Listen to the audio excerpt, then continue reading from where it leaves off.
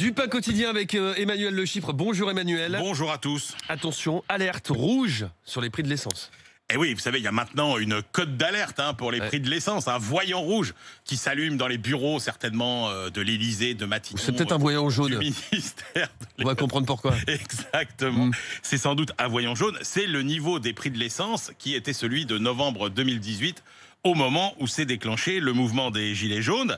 Et là, effectivement, on atteint ces seuils sur quasiment tous les carburants. Si on regarde par exemple le gazole, on est à 1,43 € le litre en moyenne. Au moment des Gilets jaunes, on était à 1,46, donc 3 centimes de moins. Par contre, sur le super, on est beaucoup plus cher aujourd'hui qu'au moment des Gilets jaunes, puisqu'on est à 1,59 € le litre. On n'était qu'à 1,46 en novembre 2018. Ça fait quand même pour le gazole, une hausse de 16% sur un an, de 20% pour l'essence. Et cette fois-ci, la hausse est due non pas aux taxes, qui représentent, rappelons-le, quasiment les 2/3 des prix du carburant, mais de la hausse du pétrole, qui a augmenté de 50% sur les marchés mondiaux depuis un an.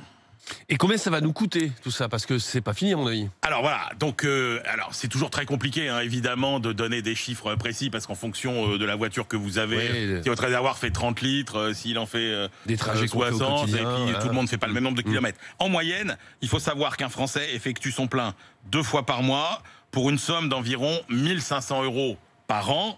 Donc, si vous roulez au gazole, ça vous fait quand même pas loin de 250 € de plus sur l'année comme facture. Ça vous fait quasiment 300 € de plus si vous roulez à l'essence. Et puis, attention, il faut pas oublier que le carburant, c'est pas seulement les automobiles, c'est aussi, par exemple, les chaudières au fioul. Là, on va rentrer dans la saison où il va falloir remplir sa chaudière. Et là, ça fait mal parce que pour 1000 litres de fioul, ça vous fait une facture quasiment supérieure de 200 € à ce qu'elle était il y a un an. Donc si vous mettez bout à bout tout ça, imaginez une famille qui a 2 voitures, une maison qui a besoin de remplir sa cuve à mazout, et ça commence à faire cher, pas loin de 1000 €. Alors justement, on en parlait tout à l'heure, on parlait des gilets jaunes. Est-ce que, du point de vue du climat social, ça peut tanguer de nouveau?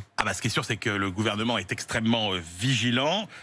Personne n'avait vu venir les gilets jaunes. Alors il y a quand même des différences. Il y en a une qui est que il faut bien rappeler que le mouvement des Gilets jaunes, c'est pas seulement un ras-le-bol lié à la hausse des prix de l'essence, c'est un ras-le-bol global des automobilistes qui, reconnaissons-le, en avaient pris plein la figure. Il y avait les 80 km/h, c'était l'enfer. il y avait les radars. Exactement, il y avait les 80 km/h, il y avait le doublement ou le triplement des prix des PV, je sais pas si tu te rappelles, dans certaines municipalités, il y avait l'augmentation des péages, du coût des cartes grises, le durcissement du contrôle technique, les malus et les taxes majorées pour les véhicules polluants. Bref, c'était l'enfer. On n'en est pas encore là. On comprend d'ailleurs pourquoi le président de la République a décidé de calmer le jeu sur le contrôle technique c'est pas le moment. des 2 roues. Et puis l'autre bonne nouvelle quand même, alors même si elle est fragile, c'est que depuis la fin juillet, les prix du pétrole ont tendance à se détendre un peu sur les marchés mondiaux, ce qui pourrait offrir un petit répit.